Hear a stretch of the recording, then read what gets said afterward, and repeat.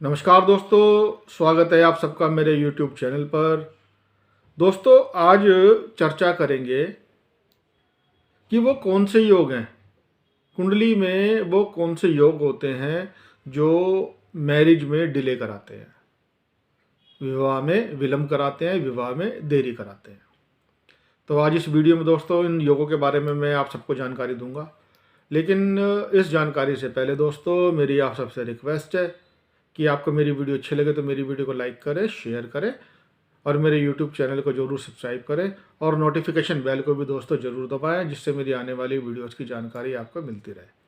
और दोस्तों वीडियो को ज़्यादा से ज़्यादा शेयर करें, क्योंकि ये जो नॉलेज है हम बहुत ढूंढ के रिसर्च करके लेके आते हैं। तो इसलिए आप जितना इस वीडियो को शेयर करेंगे उतना ये जो नॉलेज है आम लोगों तक पहुँचेगी। इससे उनको अपनी ज़िंदगी को आसान बनाने में काफ़ी सहूलियत रहती है। तो दोस्तों शुरू करते हैं आज का विषय हमारा कि वो कुंडली में ऐसे कौन से योग होते हैं जिनसे ये पता चलता है कि इस व्यक्ति की, इस जातक की शादी में देरी होगी, मैरिज में डिले होगा। दोस्तों, कुंडली का 7वां घर 7th हाउस, इससे शादी का विचार किया जाता है और शादी का कारक होता है शुक्र ग्रह। तो इन सब चीज़ों को ध्यान में रखते हैं। फिर कुंडली का 2nd हाउस होता है, उसको कहते हैं कुटुंब भाव, इससे परिवार का विचार किया जाता है। कुंडली का 8वां घर होता है, उससे मांगल्य सुख देखा जाता है। कुंडली का जो 12वां घर होता है उससे शयन सुख देखा जाता है, मतलब बेड प्लेजर, कि व्यक्ति को बिस्तर का सुख मिलेगा या नहीं मिलेगा। तो इन सब चीज़ों को विचार किया जाता है और ये सब चीज़ें दोस्तों तभी विचार की जाती हैं जब एक कुंडली सामने आती है, तब प्रॉपर वे में कुंडली का विचार किया जाता है। अक्सर लोग मुझे फ़ोन करते हैं कि जी सर, मेरी कुंडली में राहु यहाँ बैठा है, बृहस्पति यहाँ बैठा है, क्या होगा।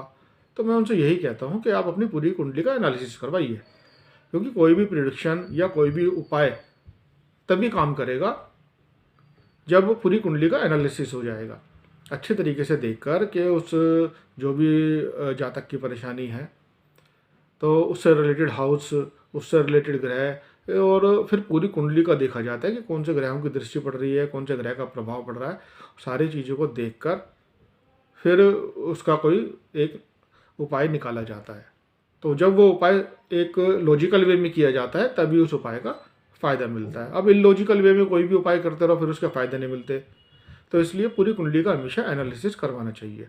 एनालिसिस आप लोग अपनी कुंडली का करवाना चाहते हैं तो उसके लिए मेरा नंबर है, तो आप मेरे नंबर पर मुझे फ़ोन कर सकते हैं। लेकिन दोस्तों, मैं कुंडली का जो विश्लेषण है, कुंडली को मैं फ्री में नहीं देखता, तो उसकी मेरी एक फ़ीस है।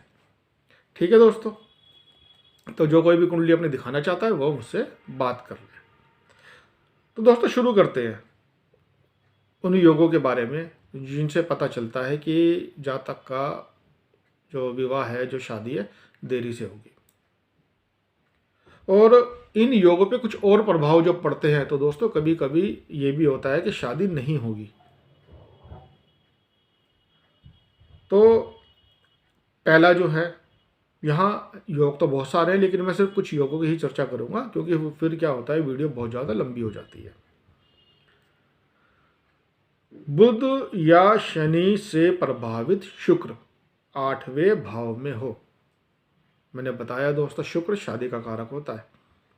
तो बुध या शनि से अगर शुक्र प्रभावित है और 8वें भाव में है तो विवाह में देरी हो सकती है, या कभी कभी इस पर कुछ ज़्यादा ही बुरा प्रभाव पड़ रहा है। तो ये तो पूरी कुंडली को देखकर ही पता लगता है। तो उससे विवाह में देरी भी हो सकती है और कभी कभी विवाह नहीं भी हो सकता। आगे बढ़ते हैं। अगर 7th लॉर्ड, 7वें घर का स्वामी, या नवांश का जो लग्न का स्वामी है, या नवांश कुंडली में चंद्रमा जिस राशि में बैठा है उस राशि का जो स्वामी है वो अस्त हो, तब भी ये कंडीशन बन सकती है कि शादी में देरी हो सकती है।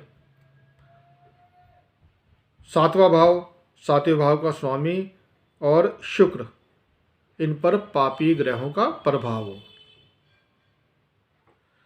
7वां भाव या 5वां भाव, इसमें शनि इसमें शनि हो और शनि बिना किसी शुभ ग्रह के प्रभाव के हो, मतलब शनि पर किसी शुभ ग्रह का प्रभाव ना पड़ रहा हो, तब भी शादी में देरी हो सकती है। लगन धनु राशि का हो, कुंडली का जो पहला घर है वो लगन होता है हमारा, तो लगन धनु राशि का हो और बुध लगन में हो। शुक्र जो शादी का कारक है, शुक्र अस्तो, नीचो या पापी ग्रहों के बीच में फंसा हुआ हो, तब भी शादी में देरी हो सकती है या कभी कभी शादी नहीं भी हो सकती है, जिसे कहते हैं मैरिज में डिले होना या कभी कभी डिनाइल भी होना। शनि और मंगल से पीड़ित हों चंद्रमा और शुक्र, चंद्रमा और शुक्र से 7वें भाव में शनि और मंगल हो। 7वें भाव में बार बार दोस्तों देखो 7वें भाव का जिक्र आ रहा है। मैंने बताया आपको कि 7वें भाव से ही शादी का विचार, पार्टनर का विचार किया जाता है। पार्टनर मतलब लाइफ पार्टनर भी होता है, बिजनेस पार्टनर भी होता है। तो 7वें भाव में पापी ग्रह नपुंसक ग्रहों से दृष्ट हों। अब नपुंसक ग्रह कौन कौन से होते हैं? बुध और शनि। तो 7वें भाव में पापी ग्रह हों और नपुंसक ग्रह मतलब बुध या शनि उनको देखते हो। 7वें भाव में राहु एक पापी ग्रह से दृष्ट हो या बिना किसी शुभ ग्रह के प्रभाव के हो। मतलब 7वें भाव में राहु है, उसको एक पापी ग्रह देख रहा है या उस पर किसी शुभ ग्रह का प्रभाव नहीं है, कोई सी शुभ ग्रह की दृष्टि नहीं है, युति नहीं है। पहले 7वें और 12वें भाव में, भाव मतलब घर, पहले 7वें और 12वें भाव में पापी ग्रह हों और कमजोर चंद्रमा 5वें घर में हो। 5वां घर संतान का घर होता है। 12वें घर के बारे में मैंने आपको बताया। 12वां घर होता है हमारा बेड प्लेजर का।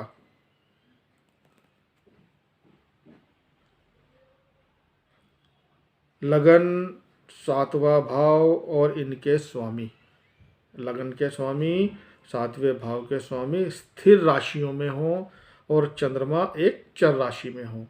राशियां दोस्तों 3 प्रकार की होती हैं, चर, स्थिर और द्विस्वभाव। इनके बारे में मैं अपनी वीडियो ऑलरेडी बना चुका हूँ, आप में वो वीडियो देख सकते हैं, उससे आपको इन राशियों के बारे में पूरी जानकारी मिल जाएगी।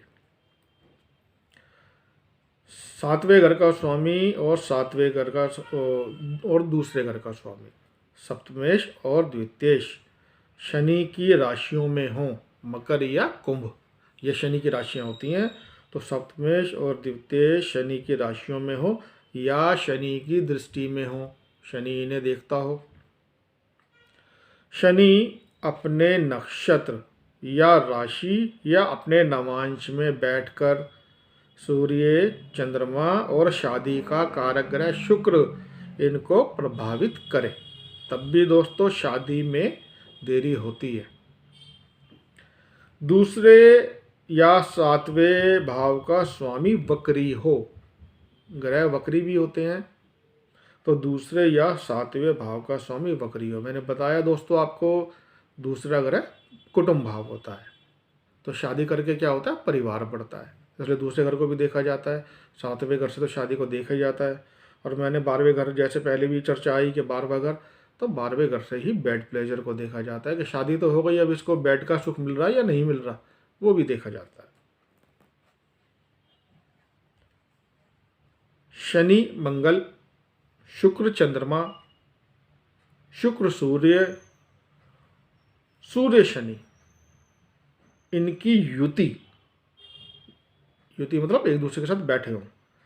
शनि मंगल, शुक्र चंद्रमा, शुक्र सूर्य, सूर्य शनि, इनकी युति हो या एक दूसरे पर इनकी दृष्टि हो। साथ में शर्त यह है कि इनका संबंध 7वें घर से हो, 7th हाउस से हो।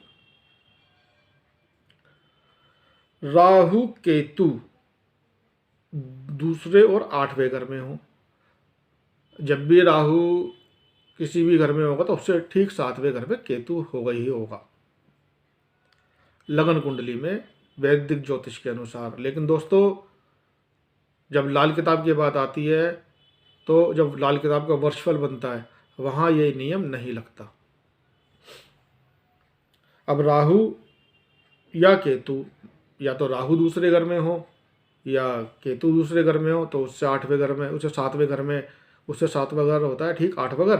तो 8वें घर में अगर राहु सेकंड हाउस में है तो केतु 8th हाउस में होगा। ऐसे केतु अगर सेकंड में तो राहु 8th हाउस में होगा। तो राहु या केतु में दूसरा और 8वां घर फंसा हुआ है। फिर बात वही आती है दोस्तों, दूसरा घर कुटुंब भाव, 8वां घर मांगल्य सुख, शादी का सुख, मांगल्य सुख। अब राहु केतु की ये अगर कंडीशन बनी हुई है तब भी शादी में डिले होता है। और फिर मैं कहता हूँ दोस्तों, पूरी कुंडली देखी जाती है, कभी कभी ये डिले डिनाइल भी हो जाता है, मतलब शादी नहीं भी होती। अब आगे बढ़ते हैं। शनि पहले, तीसरे, 5वें, 7वें या 10वें भाव में हो और यही शनि चंद्रमा और शुक्र से चौथे, 7वें या 11वें भाव में भी हो, तब भी ऐसी कंडीशन बनती है कि या तो शादी में देरी होगी या शादी नहीं भी हो सकती, डिनाइल भी हो सकता है। शुक्र, बृहस्पति और सप्तमेश 7वें घर के स्वामी पर राहु केतु की दृष्टि हो, राहु या केतु की दृष्टि हो किस किस पर? शुक्र पर, बृहस्पति पर और 7वें घर के स्वामी पर, या शुक्र, बृहस्पति और 7वें घर के स्वामी के साथ राहु या केतु की युति हो जाए, मतलब वो इनके साथ बैठ जाए, तब भी यही कंडीशन बनती है। चौथा और 10वां घर राहु केतु एक्सिस में आ जाए, मतलब चौथे में राहु और 10वें में केतु, या उल्टा भी हो सकता है, या चौथे 10वें भाव में सूर्य शनि बैठ जाए, तब भी ये कंडीशन बनती है। तो दोस्तों, ये थे कुछ योग जिनसे ये पता लगता है कि व्यक्ति की शादी में, मैरिज में डिले होगा। दोस्तों, उम्मीद करता हूँ मेरी इस वीडियो से आपको एक अच्छी जानकारी मिली होगी। आपको मेरी वीडियो अच्छी लगे तो मेरी वीडियो को लाइक करें, शेयर करें और मेरे चैनल को ज़रूर सब्सक्राइब करें। धन्यवाद।